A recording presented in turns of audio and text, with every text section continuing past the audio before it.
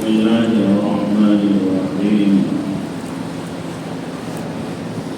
لقد لبثت فيكم عمرا من قبله أفلا تعقلون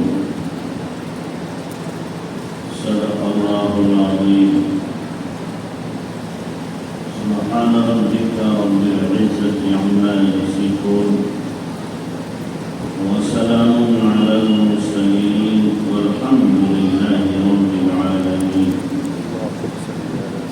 اللهم صل على سيدنا محمد وعلى آل سيدنا محمد وبارك وسلم اللهم صل على سيدنا محمد وعلى آل سيدنا محمد وبارك وسلم اللهم صل على سيدنا محمد وعلى آل سيدنا محمد وبارك وسلم آخذان بلند آواز سے شریف پڑھیں اللهم صل على سيدنا محمد وعلى آل سيدنا محمد. محترم علماء کرام، معزز سامعین، میرے بزرگوں اور دوستوں، اللہ کے نبی جناب رسول اللہ صلی اللہ علیہ وسلم کی زندگی کا ہر گوشہ ہمارے لیے قابل عمل اور ہر گوشہ ہمارے لیے ضروری ہے۔ آپ کا بچپن ہو، جوانی ہو، ادھیڑ ہو یا بڑھاپے کی عمر ہو، اور آپ علیہ السلام کی جو نقل و حرکت اور آپ علیہ السلام کے جو اعمال و افعال اور زندگی گزارنے کے جو طریقے آپ نے دیے ہیں، ان سے بہتر کوئی اور طریقہ ہو نہیں سکتا۔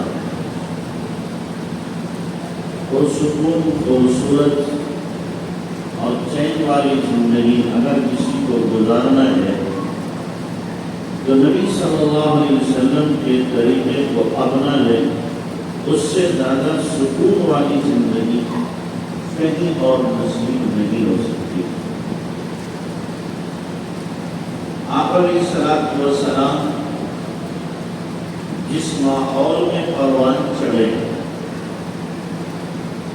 جس ماحول میں اللہ کے نبی صلی اللہ علیہ وسلم نے آنکھیں کھولی ہیں، وہ ماحول انتہائی بے حیائی کا، بے غیرتی کا، فحاشی اور عریانیت کا، نہایت ہی سفاکی اور درندگی کا، ظلم و بربریت کا، انسانیت شرما جائے ایسی حرکتوں۔ اللہ کے نبی علیہ السلام اس ماحول میں آپ کھول رہے ہیں جس ماحول سے آپ کہہ سکتے ہیں بدتر ماحول اس وقت دنیا میں نہیں ہے۔ کفر و شرک کے علاوہ اس کو آپ چھوڑیں، اس کے علاوہ بھی ہر برائی ان کے اندر موجود ہے، ہر قسم کی برائیاں ان کے اندر موجود ہیں۔ کفر و شرک تو عروج پر اٹھائے گی کہ وہ بیت اللہ جو ایک اللہ کی عبادت کے لیے خلیل اللہ نے تعمیر کیا تھا، اس بیت اللہ میں 360 بت رکھے ہوئے تھے۔ اس کے علاوہ پورا ماحول انارکی کا شکار ہے، خانہ جنگی کا شکار ہے، بے حیائی ان کے یہاں بے حیائی نہیں، آج کی طرح فیشن۔ جیسے آج کے دور میں بے حیائی کا نام کیا رکھا ہے؟ فیشن۔ بے غیرتی کا نام کیا رکھا ہے کہ جناب ہم ماڈرن، بے غیرت ہو جائے تو ماڈرن۔ بے دینی کا نام رکھ دیا ہے کہ ہم کیا ہیں؟ جدت پسند، ہم بڑے سیکولر ہیں۔ سیکولر نہیں ہے، وہ بے دین ہے۔ تو اللہ کے نبی علیہ السلام کے زمانے میں بھی کچھ ایسا ہی ماحول تھا۔ اب اس ماحول میں ایک جوان بچے کا اپنی جوانی کو بچا لینا اور اپنی جوانی کو مثالی جوانی بنا لینا، لوگوں کے لیے نمونہ بن جانا، لوگوں کے لیے ایک مثال پیش کیے جانے کے لائق بن جانا اور لوگوں کا منظور نظر بن جانا، اس ماحول میں جس ماحول میں جھوٹ بھی بولا جاتا ہو صادق کا لقب مل جانا، جس ماحول میں بچیوں کو وراثت سے محروم کیا جاتا ہو اس ماحول میں اللہ کے نبی کو امین کا لقب مل جانا، یہ کوئی معمولی بات نہیں ہے۔ یہ غیبی نظام تھا اللہ کے نبی صلی اللہ علیہ وسلم کے ساتھ، اللہ کی طرف سے براہ راست تربیت کی جناب رسول اللہ صلی اللہ علیہ وسلم کی، ورنہ عام انسان کا بچ پانا بہت مشکل ہے، چونکہ انبیاء کی حفاظت براہ راست اللہ کی طرف سے ہوتی ہے اور انبیاء کی ذات اقدس معصوم ہوتی ہے، ان سے کوئی گناہ نہیں ہوتا، ایسا نہیں ہو نہیں سکتا، طاقت ہوتی ہے اور اللہ کی حفاظت ہوتی ہے، اللہ ان کو محفوظ رکھتا ہے گناہوں سے، گناہوں کے احوال آتے ہیں، گناہوں کا سامنا ہوتا ہے لیکن اللہ بچاتا ہے۔ یوسف علیہ السلام کے سامنے وہ گناہ کا موقع تھا کہ نہیں، بند کمرہ ہے، جوانی ہے، زلیخا بھی جوان ہے، حسین ہے، یوسف علیہ السلام کو بلا رہی ہے اور کہہ رہے بھائی چلت یار، اس ماحول میں پھر یوسف علیہ السلام کی زبان سے نکلنا معاذ اللہ، معاذ اللہ، اللہ کی پناہ، انہ قد احسن، کہ اللہ نے میرے ساتھ اچھا برتاؤ کیا، اچھا ٹھکانہ دیا، میں ظالم نہیں بن سکتا، یہ اللہ کی طرف سے حفاظت ہے۔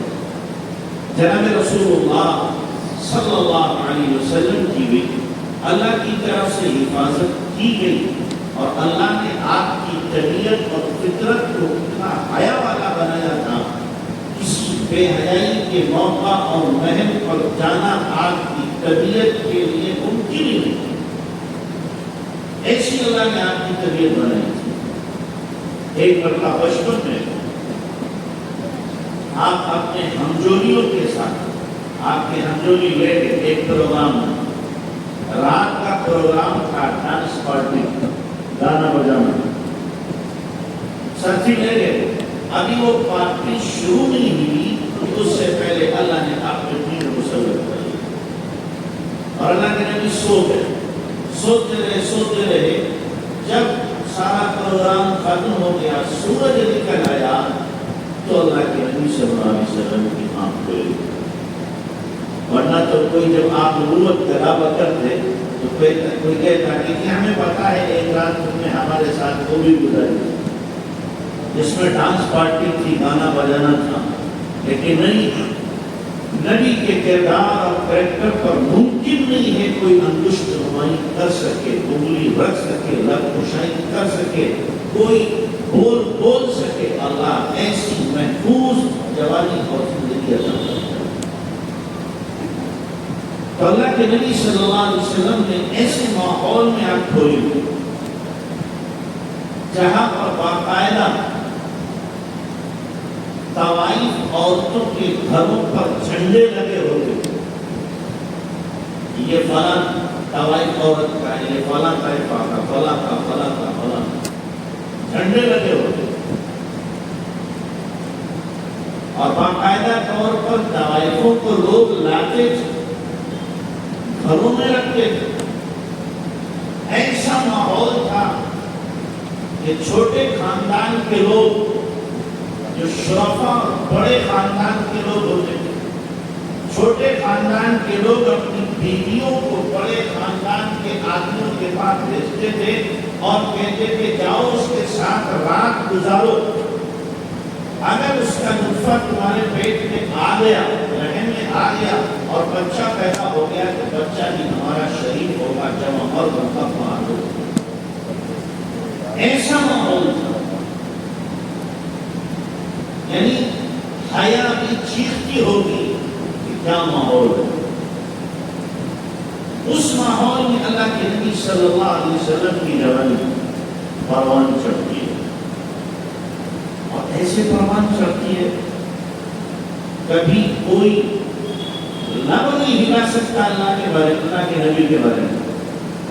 لوگوں نے یہ تو کہا کہ آپ دیوانے ہو، لوگوں نے یہ تو کہا کہ آپ شاعر ہو، لوگوں نے یہ تو کہا کہ آپ کاہن ہو، لوگوں نے یہ تو کہا کہ آپ جادوگر ہو، لیکن کسی کی مجال اور ہمت نہیں تھی کہ یہ کہہ سکے کہ آپ کا کریکٹر لوز ہے۔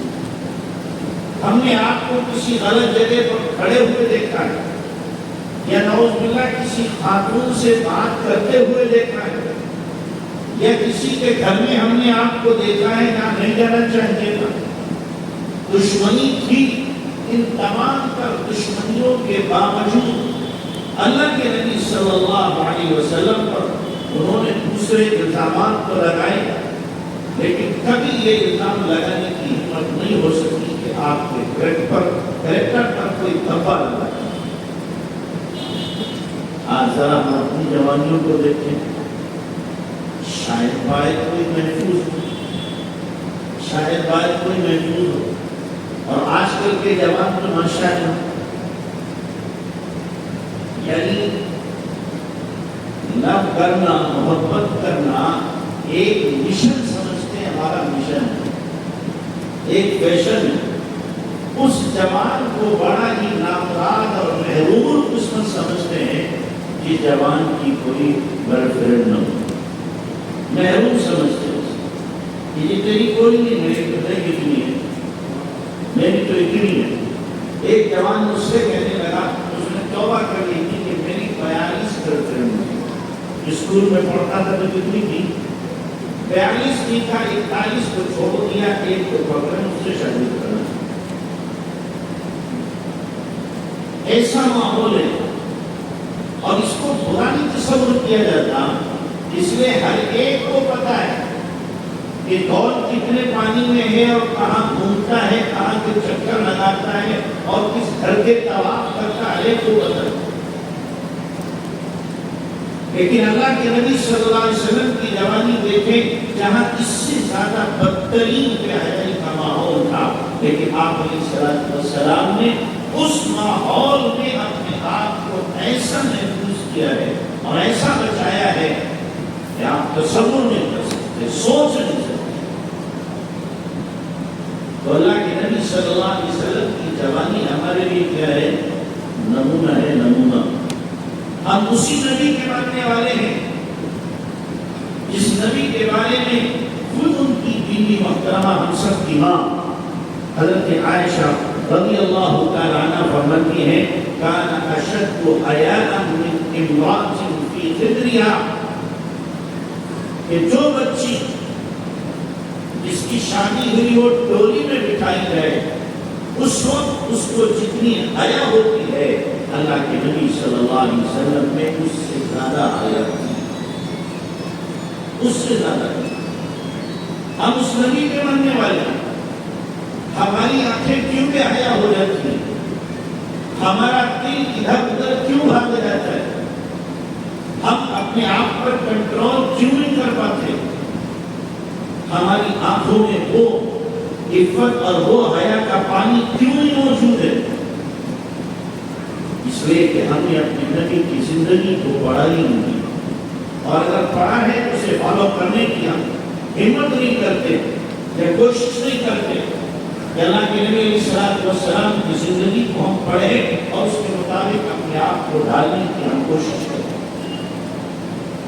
تو نبی صلی اللہ علیہ وسلم نے اپنی جوانی کو بہت صاف ستھرا، بہت پاکیزہ رکھا، اور آج کل کے جوانوں کی طرح اللہ کے نبی صلی اللہ علیہ وسلم بیکار بھی نہیں تھے، اور آج کل کے جوانوں کی طرح حرام خور بھی نہیں، جب آپ کی کمائی پہ پڑے ہوئے ہیں، حرام خوری کر رہے ہیں، اللہ کے نبی علیہ السلام نبوت سے پہلے تجارت کر رہے ہیں، بچپن میں آپ نے ملازمت پر بکریاں چلائی، جوان ہوئے تو اللہ کے نبی صلی اللہ علیہ وسلم نے تجارت کی اسباب کی ہے، تجارت کی ہے۔ حضرت خدیجہ کبریٰ رضی اللہ تعالیٰ عنہا نے آپ صلی اللہ علیہ وسلم کو باقاعدہ اپنا مال دے کر کے بھیجا ان کے شام۔ آپ علیہ السلام ان کے شام میں وہ مال بیچ کر دوسرا مال لے کر کے آئے اور بہت سارا نفع حضرت خدیجہ کو آ کر کے دیا۔ حضرت خدیجہ نے اپنے غلام میسرہ کو ساتھ میں کر دیا تھا تاکہ اللہ کے نبی صلی اللہ علیہ وسلم کی تجارت کے طریقے کو بھی دیکھیں اور آپ صلی اللہ علیہ وسلم کی زندگی کو بھی دیکھیں۔ میسرہ جب لوٹ کر کے آئے اور خدیجہ نے پوچھا کہ محمد کیسے تھے صلی اللہ علیہ وسلم، تو میسرہ کی زبان نہیں تھکتی کی تعریف کرتے کرتے آپ نے وہ برتاؤ وہ سلوک ان کے ساتھ کیا اور اس خوبصورتی کے ساتھ کاروبار کیا کہ میسرہ آپ کی ہر وقت مدح ستائی کر رہے، تعریف کر رہے، اور پھر اللہ کی طرف سے جو نبی صلی اللہ علیہ وسلم کا اکرام اور اعزاز ہوا کہ دوپہر کے وقت میں آپ صلی اللہ علیہ وسلم کے اوپر بادل سایہ کرتا تھا۔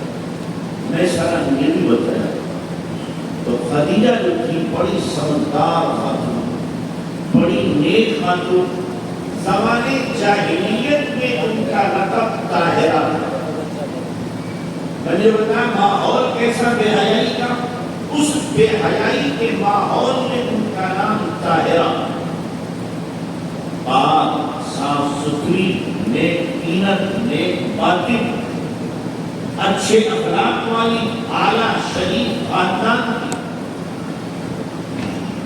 تو حضرت خدیجہ رضی اللہ تعالیٰ عنہ نے اللہ کے نبی صلی اللہ علیہ وسلم کی جب یہ تعریف سنی تو انہوں نے آپ صلی اللہ علیہ وسلم کو نکاح کا پیغام بھیجا۔ تو ظاہر ہے جو شریف بچہ ہوتا ہے وہ خود سے قبول نہیں کرتا، وہ کہے گا ہمارے بڑوں سے بات کرو۔ تو اللہ کے نبی صلی اللہ علیہ وسلم کے سرپرست ابو طالب، تو آپ نے فرمایا چچا جان سے بات کی گئی، ابو طالب سے بات کی گئی، انہوں نے کہا کہ اگر ایسا ہے خدیجہ سے بہتر تو مکے کے اندر شریف عورت نہیں، خاندانی عورت نہیں، نیک سیرت اور نیک تینت عورت نہیں، ہمیں منظور ہے کہ ہمارا بھتیجا راضی، چنانچہ رشتہ ہو گیا۔ اتنا فرق تھا اللہ کے نبی صلی اللہ علیہ وسلم کی عمر 25 سال 6 مہینے، خدیجہ کی عمر 40 سال ہے۔ خدیجہ کی عمر کتنی ہے؟ 40 سال۔ لیکن اللہ کے نبی صلی اللہ علیہ وسلم کو گھر بسانا تھا، تو اللہ کے نبی صلی اللہ علیہ وسلم نے 40 سال کی بوڑھی عورت سے نکاح کیا۔ حالانکہ اللہ کے نبی صلی اللہ علیہ وسلم کی جو اخلاق، جو آپ کا کردار، جو آپ کی خوبصورت جوانی اور زندگی اور جو آپ کا حسن و جمال تھا کہ مکہ کی ہر پوشیدہ آپ کے لیے فوراً تیار ہو جاتی، مکہ کی ہر حسینہ اللہ کے نبی صلی اللہ علیہ وسلم سے نکاح کو تیار ہوتی، اس لیے کہ اللہ کے نبی صلی اللہ علیہ وسلم سے خوبصورتی نہیں، جو آپ کا خاندانی بیک گراؤنڈ ہے وہ بہت اعلیٰ ہے، وہ بہت اعلیٰ ہے۔ پھر اللہ کے نبی صلی اللہ علیہ وسلم مزید یہ خوبصورت اور حسین کہ آپ کی مثال آپ کے حسن میں دنیا میں کوئی ہے ہی نہیں، تو جس سے پیغام بھیجا جاتا وہ پیغام کو قبول کر لیتا۔ لیکن اللہ کے نبی صلی اللہ علیہ وسلم نے اپنے سے 15 سال بڑی عمر کی عورت کو پسند کیا ہے۔ آج یہ نہیں کہ آج کل کے جوان بھی ایسے ہی کرے کہ تم بھی 15 سال بڑے سے نکال دو، لیکن یہ تو ضرور کہیں گے کہ آپ جو اپنی شریک حیات پسند کر رہے ہو ذرا اس کی زندگی کو تو دیکھو، اس کے کردار کو تو دیکھو، اس کی حیا کو تو دیکھو، اس کے کریکٹر کو تو دیکھو۔ جس کو اپنے سر کا دوپٹہ اور چننی سنبھالنا نہیں آتا وہ ہمارے گھر کو کیا سنبھالے گی؟ جو بازاروں کے چکر لگانے والی ہو اور گلی کوچوں میں گھومنے والی ہو اور ہزاروں سے آنکھیں لڑانے والی ہو، کیا وہ ہماری ہی بن کے رہے گی نہ والوں کتنوں کی بن کے رہے گی؟ جب انتخاب کیا جائے تو اس وقت یہ بھی سوچا جائے کہ یہ میری جیون ساتھی بن سکتی کہ نہیں بن سکتی، زندگی بھر میرا ساتھ دے گی، یا یہ کہ جب حالات آئیں گے تو میرا ساتھ چھوڑ کے کسی اور کے ساتھ ہو جائے گی۔ آج کل کے جوان دیکھتے ہیں کس کو؟ چپی چمڑی کو دیکھتے ہیں۔ یہ خوبصورت ہونا چاہیے، فیشنیبل ہونا چاہیے، دیکھنے میں اچھی لگنا چاہیے، اوپر سے اچھی ہے اور اندر سے بگڑی ہوئی ہے۔ اتنا اوپر سے دیکھنے میں بڑی حسین اور اندر بگڑی ہوئی مشین، اوپر سے تو بڑے اچھی لگ رہی لیکن معلوم ہوا اس کا کردار انتہائی گھٹیا، اخلاق بدترین ہے، بے حیا ہے اعلیٰ کرنے کی۔ تو ایسی لڑکی سے نکاح کر کے ظاہر ہے کہ ہماری زندگی جہنم تو بن سکتی ہے، سکون نہیں مل سکتا۔ جبکہ نکاح ہوتا کس کے لیے ہے؟ یہ تسکن الیہا، کہ سکون ملے، چین ملے، اس لیے نکاح ہوتا۔ اور جب سکون ہی نہ ملے تو پھر آدمی کے نکاح کرنے سے فائدہ کیا ہے؟ حاصل کیا نکاح؟ تو اللہ کے نبی صلی اللہ علیہ وسلم نے 40 سالہ عورت سے نکاح کیا۔ یہ نہیں ہے کہ آپ نے مال کی وجہ سے کر لیا اور اس کے بعد دوسرے کر لیں۔ جب تک حضرت خدیجہ کبریٰ رضی اللہ تعالیٰ عنہا حیات رہی، اللہ کے نبی نے دوسرا نکاح کیا ہی نہیں۔ جب ان کا انتقال ہو گیا 25 سال 6 مہینے کے بعد، حضرت خدیجہ کا انتقال ہوا ہے، 25 سال 6 مہینے اللہ کے نبی کے نکاح میں رہی۔ جب ان کا انتقال ہوا تو اللہ کے نبی صلی اللہ علیہ وسلم نے کچھ عرصے کے بعد حضرت سودا سے نکاح کیا۔ چونکہ آپ کے گھر میں بچیاں ہیں جوان، آپ کی بیٹیاں ہیں 4، ظاہر ہے کہ اللہ کے نبی صلی اللہ علیہ وسلم کو دعوت کے کام میں لگے، باہر بھی جانا ہے، کبھی دن میں نہیں آ رہے ہیں، کبھی رات میں دیر سے آ رہے ہیں، کبھی نہیں آنا ہو رہا ہے بالکل بھی، تو ظاہر ہے کہ اس وقت دشمنوں کا خطرہ تھا، خدشہ تھا، کوئی بھی اللہ کے نبی صلی اللہ علیہ وسلم کے گھر کے اوپر حملہ کر سکتا تھا۔ اور پھر آپ کی بچیاں ظاہر ہے بے داغ تھی، اور کوئی اگر زبان کھول دیتا تو بڑا مسئلہ ہو جاتا۔ اسی لیے اللہ کے نبی صلی اللہ علیہ وسلم نے حضرت سودا سے نکاح کیا ہے حضرت خدیجہ کبریٰ رضی اللہ عنہا کے انتقال کے بعد۔ پھر مکہ میں کوئی نکاح نہیں کیا۔ مکہ سے جب ہجرت ہو گئی، حضرت عائشہ سے مکہ میں نکاح ہوا، رخصتی نہیں ہوئی۔ جب مدینہ منورہ پہنچے اور 53 سال کی عمر کے بعد اللہ کے نبی صلی اللہ علیہ وسلم نے دوسرے نکاح کیے ہیں، جس عمر میں عام طور سے آدمی کو شادی کی ضرورت نہیں رہتی، بہت کم رہ جاتی ہے، بہت کم رہ جاتی ہے۔ اللہ کے نبی صلی اللہ علیہ وسلم اس عمر میں کر رہے ہیں، کیوں؟ اس لیے کہ اب گھر میں ضرورت ہے آنے والی خواتین کو دین اسلام سکھانے کی۔ جس طریقے سے مرد آ رہے ہیں ان کو اللہ کے نبی سکھاتے ہیں، صحابہ سکھاتے ہیں، اب خواتین آ رہی ان کو کون سکھائے؟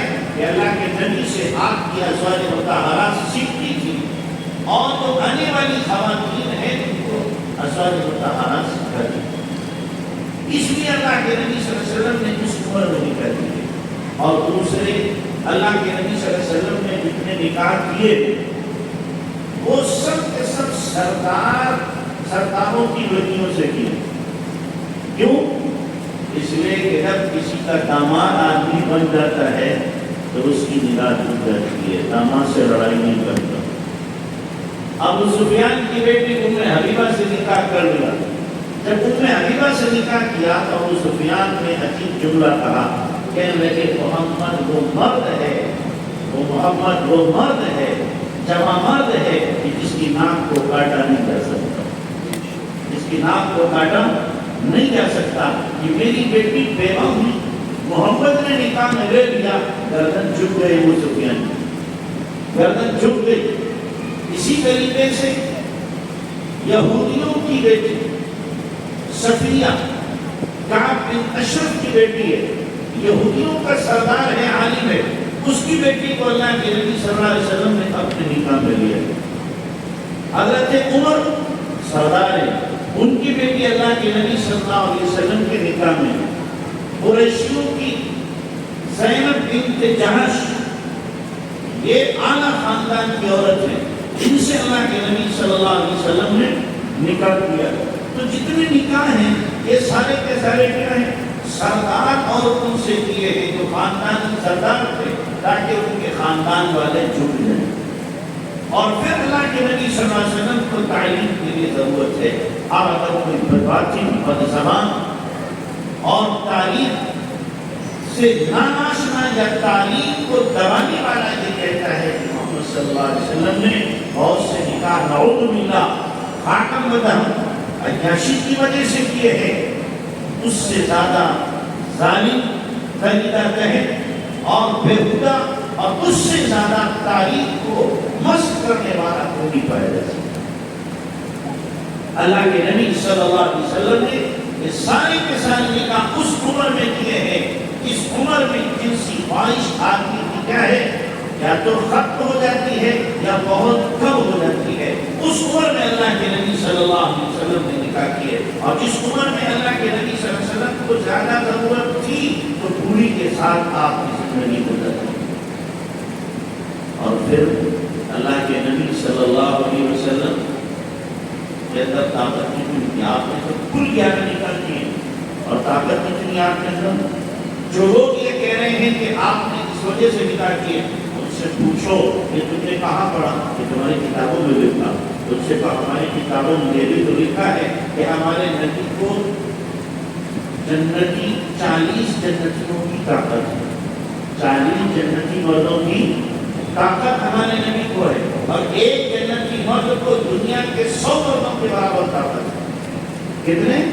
100 مردوں کے برابر طاقت ہے، اور ایک مرد کو 4 بیویوں کی کیا اجازت ہے۔ تو ہمارے نبی کو اگر 4 کے اعتبار سے دیکھا جائے، 4 کے اعتبار سے دیکھا جائے تو 16,000 بیویاں اللہ کے نبی کی ہونا چاہیے۔ کتنی ہونا چاہیے؟ 16,000 ہونا چاہیے، لیکن نہیں، اتنی کم۔ یہ اللہ کے نبی صلی اللہ علیہ وسلم کی کیا ہے، اپنی قوت کو محفوظ رکھنا۔ اس لیے عائشہ رضی اللہ تعالیٰ عنہ فرماتی ہیں، کان املک لعرضہ، اللہ کے نبی اپنے نفس پر سب سے زیادہ کنٹرول کرنے والے، سب سے زیادہ کنٹرول کرنے والے۔ تو اس لیے میں اپنے جوانوں سے عرض کروں گا، اپنے نبی کی زندگی کو دیکھو، اپنے نبی کی حیا کو دیکھو، اپنے نبی صلی اللہ علیہ وسلم کی زندگی دیکھو۔ کسی پر آپ کبھی بوجھ نہیں بنے۔ آج کا جوان یا تو باپ پہ بوجھ بنا یا سسرال پہ بوجھ بنا ہوا ہے، یا بڑا بھائی اس پر بوجھ بنا ہوا ہے۔ اور اللہ کے نبی صلی اللہ علیہ وسلم کی زندگی یہ ہے کہ آپ بچپن سے جب چھوٹے ہیں 8 سال کے، اس وقت بکریاں چرائے۔ لوگ کہتے ہیں کہ ابو طالب نے پالا ہے، نہیں، اب کہیں گے اللہ کے نبی نے ابو طالب کو پالا۔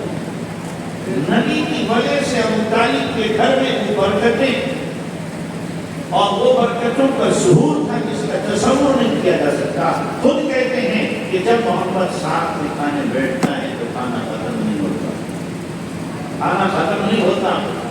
اللہ کے نبی کھانا رکھا جاتا تھا، نہیں آتے، بلایا جاتا تو جاتے تھے۔ کیوں؟ آپ کا اپنا گھر نہیں تھا، چچا گھر تھا، چچی بلاتی تھی، تب اللہ کے نبی صلی اللہ علیہ وسلم پہنچتے تھے، پھر جا کر کے ساتھ میں بیٹھ کے کھاتے تھے، اور آپ کی برکت کی وجہ سے تھوڑا کھانا بھی سب کو کافی ہو جاتا تھا۔ اللہ کے نبی صلی اللہ علیہ وسلم نے کما کر کے دیا، اپنے چچا کے ساتھ تجارتی سفر کیا ان کے شان کا اللہ کے نبی صلی اللہ علیہ وسلم نے، اور تجارت میں اپنے چچا کے شانہ بشانہ اللہ کے نبی صلی اللہ علیہ وسلم رہے۔ ابو طالب تاجر تھے، عباس تاجر تھے، عقیل تاجر تھے، یہ سب تاجر تھے اللہ کے نبی کے چچا۔ حمزہ تاجر تھے، اللہ کے نبی صلی اللہ علیہ وسلم ابو طالب کے ساتھ رہتے تھے اور ان کا تجارت میں ساتھ دیا تھا۔ اللہ کے نبی صلی اللہ علیہ وسلم ملی کاموں میں بھی شریک ہوتے تھے۔ حلق الفضول کا واقعہ مشہور ہے کہ اللہ کے نبی صلی اللہ علیہ وسلم کو ایک مرتبہ بلایا گیا کہ ہم ایک انجمن بناتے ہیں، کمیٹی بناتے ہیں کہ ہم مظلوموں کی مدد کریں گے، مہمانوں کی مہمان نوازی کا نظم کریں گے، مسافروں کے لیے باقاعدہ نظم کے رہنے کا اور کھانے کا کیا جائے، اور جو لوگ بیوائیں ہیں ان کی ہم دادرسی کریں گے، مظلوموں کا ساتھ دیں گے، جو لوگ بے کس ہیں، بے سہارا ہیں، ان کے لیے ہم لوگ کما کر کے ان کا سہارا بنیں گے۔ یہ دفعات اس میں لکھی نہیں، اللہ کے نبی صلی اللہ علیہ وسلم اس میں شریک ہوئے تھے، اور آپ نے فرمایا نبوت کے بعد آج بھی اگر مجھے اس قسم کے معاہدوں کے لیے بلایا جائے تو میں آج بھی تیار ہوں، اور فرمایا اس قسم کے یہ جو حلف الفضول کا معاہدہ تھا، آپ نے فرمایا اگر سرخ اونٹ مجھے اس کے مقابلے میں دیے جائیں اور مجھ سے کہا جائے یہ چھوڑ دو معاہدہ تو میں چھوڑنے کے لیے تیار ہوں۔ تو ملی کاموں میں اللہ کے نبی صلی اللہ علیہ وسلم کیا ہے؟ شریک ہوا کرتے ہیں۔ تو اللہ کے نبی صلی اللہ علیہ وسلم یہ نہیں ہے کہ دنیا کے حالات سے واقف نہیں تھے، اپنی قوم کے حالات سے واقف اور دنیا کے حالات سے واقف، اور اپنی قوم کے حال کو دیکھ کر اللہ کے نبی صلی اللہ علیہ وسلم کا دل دکھتا تھا، کڑتا تھا اندر کہ میری قوم کہاں جا رہی ہے، لیکن کر کیا سکتے تھے؟ ابھی اللہ کی طرف سے حکم نہیں تھا، جب حکم آیا تو اللہ کے نبی نے وہ کیا جو کوئی نہیں کر سکتا، وہ قدم اٹھایا جو کوئی نہیں اٹھا سکتا۔ تو اللہ کے نبی صلی اللہ علیہ وسلم نے نبوت ملنے سے پہلے لوگوں کے دلوں میں اپنی جگہ بنائی تھی، ایسے کام کیے تھے کہ لوگ آپ کے گرویدہ ہو گئے۔ وعدہ وفائی کی انتہا یہ تھی کہ نبوت سے پہلے ایک بندے نے اللہ کے نبی صلی اللہ علیہ وسلم سے کوئی معاملہ کیا اور کہنے لگا ابھی میں گھر جا کے آتا ہوں، وہ جا کے بول دیا۔ 3 دن کے بعد لوٹ کے آیا، اللہ کے نبی اسی جگہ پر، اسی جگہ آپ نے فرمایا میں 3 دن سے یہی ہوں، صرف استنجا وغیرہ کے لیے گیا ہوں، میں مجھے تکلیف دی۔ ہم اگر ہوتے 2-4 گھنٹے انتظار کرتے اور اس کے بعد 10-20 تھالیاں دے کرتے واپس ہوتے، پھر بے وقوف بنایا، مجھے پاگل بنایا، اور جب کبھی ملتا اتنا سناتے کہ اسے اوپر سے نیچے تک تر کر دیتے۔ لیکن اللہ کے نبی صلی اللہ علیہ وسلم نے صرف اتنا جملہ کہا کہ تم نے مجھے تکلیف دی اور کچھ نہیں۔ یہ کردار تھا ہم سب کے آقا مولا جناب رسول اللہ صلی اللہ علیہ وسلم۔ اسی لیے اللہ کے نبی صلی اللہ علیہ وسلم نے جب نبوت کا اعلان کیا اور لوگوں نے اللہ کے نبی کو کہا تم دیوانے ہو، پاگل ہو، فلاں ہو، فلاں ہو، فلاں ہو، تو اللہ نے قرآن میں تمہیں آیت پڑھی، قرآن میں اللہ نے فرمایا ان سے پوچھو لقد لبثت فیکم عمرا من قبلہ افلا تعقلون، تمہارے بیچ میں ایک زمانے تک رہا، 40 سال کا زمانہ میں نے تمہارے بیچ میں گزارا، کبھی تم نے میری زبان پر جھوٹ، زبان سے جھوٹ سنا ہے، وعدہ خلافی کبھی دیکھی ہے، امانت میں خیانت کبھی دیکھی ہے، کبھی میری آنکھوں میں بے حیائی دیکھی ہے، میرے کردار کو کہیں پر تم نے لوز دیکھا ہے، یا میں نے کسی کے ساتھ غداری کی ہو، بےمانی کی ہو، تم نے دیکھا ہے؟ 40 سال جو آدمی اپنی امیج بنائے، اپنی عزت بنائے اور لوگ اس کو اپنے سر پر اٹھا رہے ہو اور اس کے لیے فرش راہ بن رہے ہو، اپنی جانوں کو نچھاور کرنے کے لیے تیار ہو رہے ہو، اسے صادق اور امین کہہ رہے ہو، کیا وہ اتنا بے وقوف ٹھہرے گا نعوذ باللہ کہ 40 سال کے بعد اپنی بنی بنائی عزت کو ہاتھ میں ملا ہے؟ کچھ تو سوچو. افلم تعقلون، کیا تمہیں عقل نہیں ہے؟ کیا تم سوچتے نہیں ہو کہ کیا کہہ رہے ہو کہ میں اللہ پر جھوٹ بولوں گا کہ اللہ نے مجھے نبی بنایا ہے، میں اللہ پر جھوٹ بول رہا ہوں، اللہ کا قرآن میرے اوپر اتر رہا ہے، میں اللہ پر جھوٹ بولوں گا؟ کچھ تو ہوش و خرد سے کام. اللہ کے نبی صلی اللہ علیہ وسلم نے ایسی زندگی گزاری تھی خوبصورت. اسی لیے ابو سفیان جب نجاشی کے دربار میں پہنچے تھے تو نجاشی نے مختلف سوالات کیے. تو اس میں سے ایک سوال یہ بھی کیا تھا کہ ان کا خاندان کیسا ہے اور ان کی مالی حالت کیا ہے، ان کے اخلاق کیا ہے. تو ابو سفیان کہہ رہے تھے میرے جی میں آیا میں جھوٹ بولوں، جی میں آیا جھوٹ بولوں. لیکن کہنے لگے آج جھوٹ میں نے بول دیا اور میرا جھوٹ لوگوں کو معلوم ہو گیا کہ میری سرداری پہ پٹا لگ جائے گا کہ سردار ہو کے جھوٹ بولتا ہے. تو اس لیے میں نے جھوٹ نہیں بولا اور میں نے صاف صاف کہہ دیا کہ وہ خاندان میں سب سے اعلیٰ ہے. تو نجاشی نے کہا نبی ایسے ہی ہوتے مالی اعتبار سے بہت کمزور ہے کہ ہاں انبیاء ایسے ہی ہوتے ہیں. کہا لڑائی تمہارے بیچ میں کہ کبھی وہ جیتتے ہیں کبھی ہم جیتتے ہیں کہ ہاں الحق السجال. یہ لڑائی کیا ہے؟ ڈول کی طرح کبھی بھر کے کبھی خالی، کبھی کسی کی طرف کبھی کسی کی طرف. تو ابو سفیان اس وقت اللہ کے نبی کے کردار پر کوئی نقشائی کر سکتے تھے لیکن مجال نہیں تھی. اگر کہتے اور کوئی بات اللہ کے نبی کی شان کے خلاف کہتے اور بعد میں جب لوگوں کو معلوم ہوتا تو ابو سفیان کی عزت ہاتھ میں مل جاتی. تو ایسا اللہ کے نبی صلی اللہ علیہ وسلم نے اپنے آپ کو بنایا تھا کہ دشمن بھی آپ کے خلاف نقشائی کرنے میں ہچکچاتا تھا، شرم محسوس کرتا تھا کہ اس شخص کے کریکٹر پر کبھی بھی ہم انگلی نہیں اٹھا سکتے. اس زمانے میں تو نہیں اٹھائی گئی لیکن آج کے دریدہ ذہن بد زبان بد باطن جن کے اندر خبث بھرا ہوا ہے، نجاست بھری ہوئی ہے، وہ اللہ کے نبی صلی اللہ علیہ وسلم کو نقشائی کرتے ہیں. وہ زبان کھولتے ہیں جو حقیقت حال سے ناواقف ہیں یا پھر تجاہل عارفانہ ہے، جان بوجھ کے سب کچھ کرتے ہیں. تو اللہ کے نبی صلی اللہ علیہ وسلم نے ایسی خوبصورت زندگی گزاری ہے. اور پھر اللہ کے نبی صلی اللہ علیہ وسلم کو اللہ تعالیٰ نے جو بصیرت دی تھی، اللہ نے جو حکمت دی تھی اور دانائی اور خرد مندی اللہ نے عطا فرمائی تھی، وہ اپنے آپ میں مثال ہے.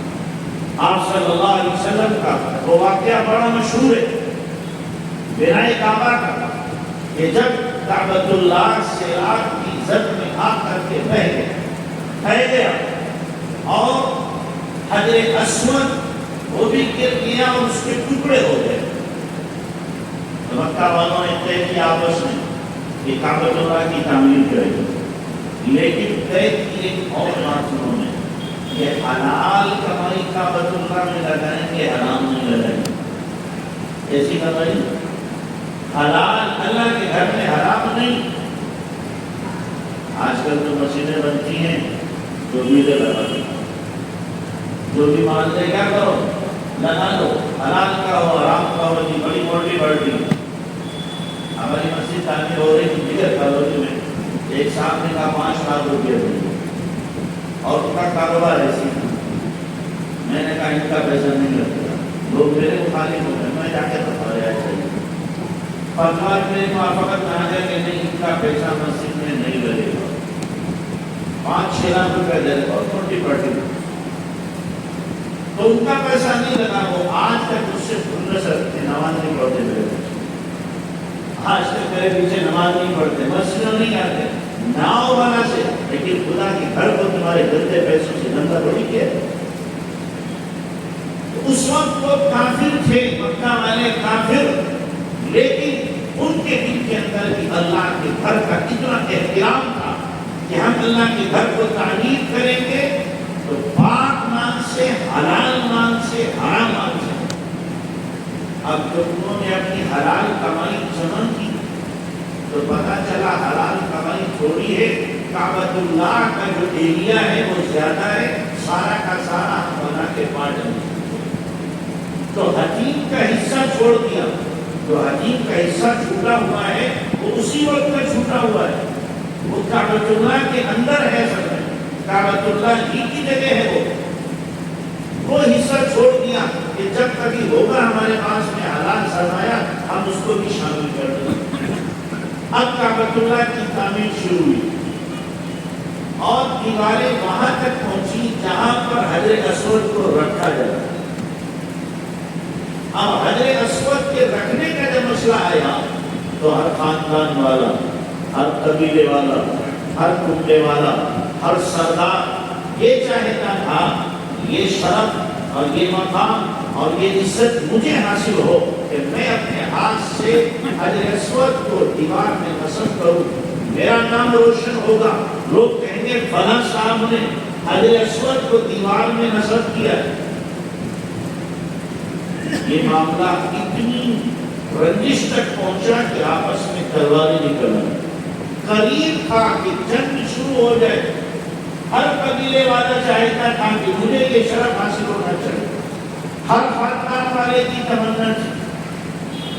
تو مکہ کے کچھ اہل علم وقت بیٹھے جو سمجھ بوجھ رکھنے والے، وہ لوگ بیٹھے کہ بھائی یہ معاملہ تو بہت دور پکڑے گا اور گریزی ہو جائے گی، کوئی اس کے اندر ایسی تدبیر ہونا چاہیے کہ گریزی بھی نہ ہو اور کام بھی ہو جائے۔ اللہ کے نبی بھی اس مشورے میں شریک ہوئے، سب کی رائے آئی، اللہ کے نبی صلی اللہ علیہ وسلم نے رائے دی کہ دیکھو کل جو کوئی حرم میں سب سے پہلے صبح کو داخل ہو وہی حجر اسود کے بارے میں جو فیصلہ کرے گا سب کو منظور ہو۔ سب نے کہا کہ یہ رائے تو بہت اچھی رائے، اس پر ہی عمل ہوگا، طے ہو گیا۔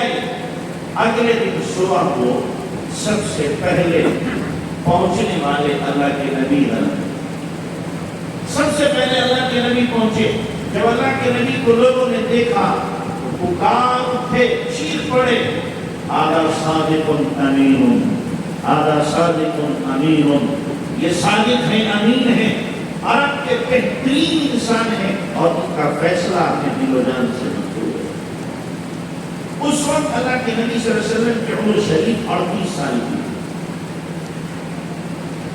اللہ کے نبی صلی اللہ علیہ وسلم نے چادر اٹھائی اور چادر منگوا کے اپنے ہاتھ سے حجر اسود کے ٹکڑوں کو اٹھایا، چادر کے بیچ میں رکھا، پھر جو قبیلوں کے سردار تھے ان کو بلایا کہ زہیر تم بھی آ جاؤ، بنی علی تم بھی آ جاؤ، بنی ہاشم تم بھی آ جاؤ، عبد مناف تم بھی آ جاؤ، فلاں بھی آ جاؤ، سب کو بلایا ان کے سرداروں کو اور کہا ہر سردار کونا پکڑ لے، چادر کا کونا پکڑا، اٹھا کے لے جا رہے لے گئے۔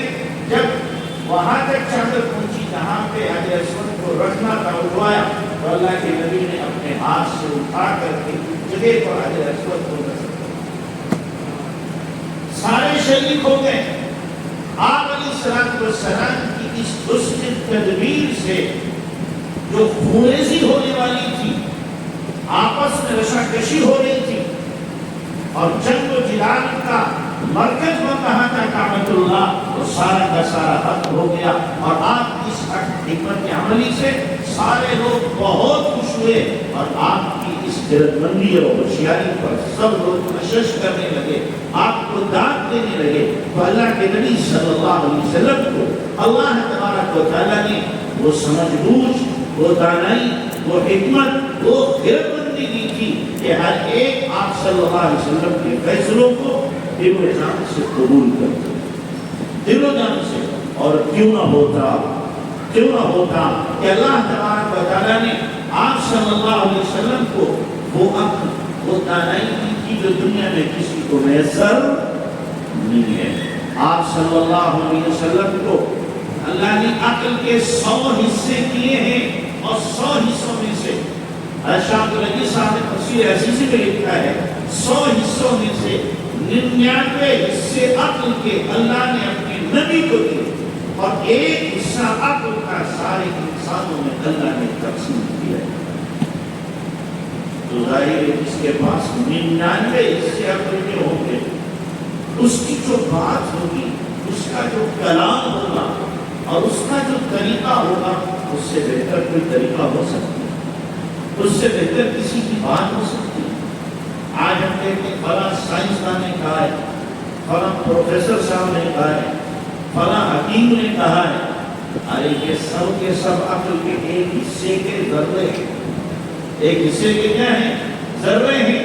اس ذات کی بات کو دیکھو جس کے پاس عقل کے 99 حصے، 99 حصے، اب اس کی بات کو ٹھکرا دینا اور نہ ماننا، اس کی زندگی سے لاپرواہی برتنا۔ اللہ کے نبی کے پاس 99 عقل کے ذرے ہیں، آپ نے جو جوانی خوبصورت 99 عقل کے ذروں کو رکھتے ہوئے گزاری ہے، اس سے خوبصورت زندگی کوئی نہیں گزار سکتا۔ اسی لیے آپ سب بھی طے کرو، ہمیں بھی انشاءاللہ ایسی پاکیزہ جوانی گزارو گے بھائی؟ ایسی جوانی گزارو کہ لوگ کہیں کہ جوان ہو تو ایسا ہو، جوان ہو تو ایسا ہو، جو دیکھے آپ کو مثال میں پیش کرے کہ بھئی اس جوان نے تو کمال کیا۔ میں بارہا کہا کرتا ہوں، یہاں بھی کئی جگہ میں نے کہا کہ دیکھو آج کل کے جوان محلوں میں ہوتے ہیں تو محلے کی جوان بچیاں ان سے بچتی ہیں، کہ لڑکے کھڑے ہیں گلی میں، گنڈے کھڑے ہیں گلی میں، آواز قسم کے نکلیں گے تو سیٹیاں بجائیں گے، آوازیں نکالیں گے، کچھ بول نکالیں گے، لہذا ابھی مت جاؤ یہ دفعہ ہو جائیں تب جانا۔ ہمارے لیے ڈوب بڑھنے کا مقام ہے۔ جوانوں کو تو ایسا ہونا چاہیے تھا جس محلے میں ہوتے، محلے کی تمام جوان بچیاں کہتی کہ ہمارے محلے میں یہ جوان رہتا ہے، کسی کی مجال نہیں ہے ہماری طرف آنکھ اٹھا کے دیکھے، ہمارے یہ جوان بھائی موجود ہے۔ کوئی لچا لپنگا اور ڈنڈا آواز قسم کا اس محلے میں آ نہیں سکتا کہ ہمارا جوان بھائی ہماری حفاظت کے لیے سینہ چپا ہے۔ ایسا جوان ہونا چاہیے تھا، لیکن وہ جوان ہی جب عزت کا لٹیرا بن جائے، وہ جوان ہی جب ہماری بہنوں کی طرح غلط نگاہیں ڈالنے والا بن جائے تو حفاظت کون کرے؟ حفاظت کون کرے؟ اس لیے میرے بھائیوں، اپنی جوانی کو بیدار رکھو، پاکیزہ رکھو کہ ہم نے اللہ کے نبی صلی اللہ علیہ وسلم کا کلمہ پڑھا ہے، آپ علیہ السلام کی زندگی کو قبول کیا ہے، آپ کی جوانی کو دیکھا ہے، ہمیں ویسی ہی جوانی گزارنا ہے۔ کرو گے نہیں انشاءاللہ؟ اللہ ہم سب کو عمل کی توفیق عطا فرمائے۔ وآخر دعوانا الحمدللہ رب العالمین۔